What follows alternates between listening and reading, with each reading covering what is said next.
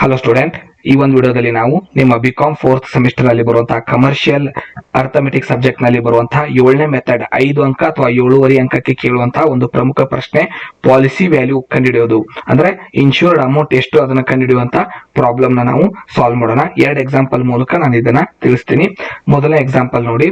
While transporting 1000 articles costing 50 each, 200 articles were completely destroyed and the remaining was damaged to the extent of 30% of their value. If the compensation received 18,480, find the sum insured. So ಈ ರೀತಿಯಾಗಿ problem ಕೊಟ್ಟಿದ್ದಾರೆ. ಏನೇನ್ ಕೊಟ್ಟಿದ್ದಾರೆ ಅಂದ್ರೆ 1000 articles ಕಳಿಸ್ತಾ ಇದ್ದಾರೆ, 50 ರೂಪಾಯಿ ಒಂದರ ಬೆಲೆ, ಅಂದ್ರೆ ಟೋಟಲ್ 50,000 ಗೂಡ್ಸ್ ಇದೆ. ಅದರಲ್ಲಿ 200 ಆರ್ಟಿಕಲ್ಸ್ ಡ್ಯಾಮೇಜ್ ಆಗಿದೆ, ಉಳಿದಿದ್ದು 30% ಡ್ಯಾಮೇಜ್ ಆಗಿದೆ. ಅದಕ್ಕೆ ಪರಿಹಾರ ಕಂಪೆನ್ಸೇಷನ್ 18,480 ಸಿಕ್ಕಿದೆ. Find the some insured. So claim ಶಬ್ದ ಬಂದ್ರೆ ಬೇರೆ ಮೆಥಡ್, ಸಮ್ ಇನ್ಶೂರ್ಡ್ ಬಂದ್ರೆ ಬೇರೆ ಮೆಥಡ್, ಸರೆಂಡರ್ ವ್ಯಾಲ್ಯೂ ಅಂತ ಬಂದ್ರೆ ಬೇರೆ ಮೆಥಡ್. ಈ ರೀತಿಯಾಗಿ ಶಬ್ದಗಳ ಮೇಲೆ ನೀವು ಪ್ರಾಬ್ಲಮ್ ನ ನೆನ್ಪಿಟ್ಕೋಬೇಕು. ಎಲ್ಲಾ ಕ್ವಶನ್ ಸೇಮೇ ಅನ್ಸುತ್ತೆ ಇಲ್ಲಿ ನೋಡಿದಾಗ. ಸೊ ಈಗ ನಾವು ಸಮ್ ಇನ್ಶೂರ್ಡ್ ಅಮೌಂಟ್ ನ ಕಂಡಿಡ್ತಾ ಇದ್ದೀವಿ.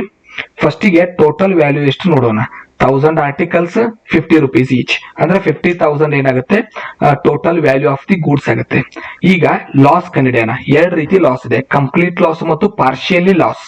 ಕಂಪ್ಲೀಟ್ ಎಷ್ಟು ಲಾಸ್ ಆಗಿದೆ? 200 ಆರ್ಟಿಕಲ್ಸ್ ವರ್ ಕಂಪ್ಲೀಟ್ಲಿ ಡಿಸ್ಟ್ರಾಯ್ಡ್. ಒಂದು ಆರ್ಟಿಕಲ್ ಗೆ ಎಷ್ಟು? 50 rupees. ಸೊ ಕಂಪ್ಲೀಟ್ ಲಾಸ್ ಎಷ್ಟಾಗುತ್ತೆ? 10,000 ಆಗುತ್ತೆ. ಈಗ ಪಾರ್ಶಿಯಲ್ ಲಾಸ್ ಕಂಡಿಡಿಯೋಣ. ಪಾರ್ಶಿಯಲ್ ಲಾಸ್ ಎಷ್ಟು ಅಂತ ಹೇಳಿದರೆ 30%. ಎದ್ರ ಮೇಲೆ ಮಾಡಬೇಕು? ರಿಮೈನಿಂಗ್ ಅಮೌಂಟ್ ಮೇಲೆ. ರಿಮೈನಿಂಗ್ ಅಮೌಂಟ್ ಯಾವುದು?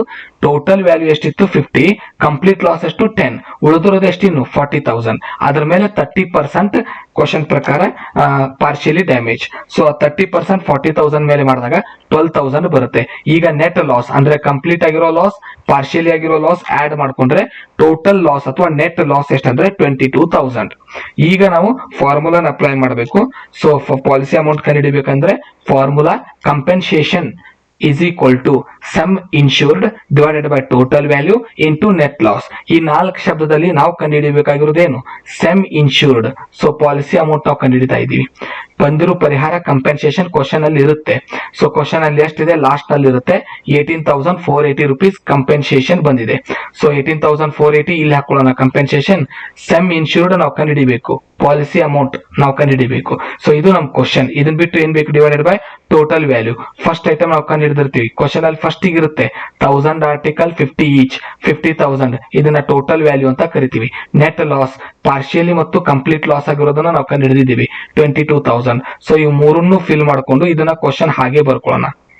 ಸೊ ಈ ರೀತಿ ಬರ್ಕೊಂಡಾಗ ಈಗ ಉಳಿದಿರೋದೇನಂದ್ರೆ ಈ ಡಿವೈಡೆಡ್ ಬೈ ಇರೋ 50,000 ಈ ಕಡೆ left hand side LHS side ಬಂದ್ರೆ ಇಂಟು ಆಗುತ್ತೆ. ಇಂಟು ಇರೋ ಈ 22,000 ಈ ಸೈಡ್ ಬಂದ್ರೆ ಡಿವೈಡೆಡ್ ಬೈ ಆಗುತ್ತೆ. ಯಾಕಂದ್ರೆ ನಮಗೆ ಸಮ್ ಇನ್ಶೂರ್ಡ್ ಬೇಕು. ಸೊ ಇವೆರಡನ್ನು ನಾವು ಈ ಸೈಡ್ ಕಳಿಸ್ಬೇಕು.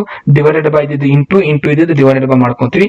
ಆಗ 42,000 ಆಗುತ್ತೆ. ಅಂದ್ರೆ 18,480 ಇಂಟು 50,000 ಡಿವೈಡೆಡ್ ಬೈ 22,000. ಸೊ ಈ ರೀತಿ ಮಾಡಿದಾಗ 42,000 ಆನ್ಸರ್ ಬರುತ್ತೆ.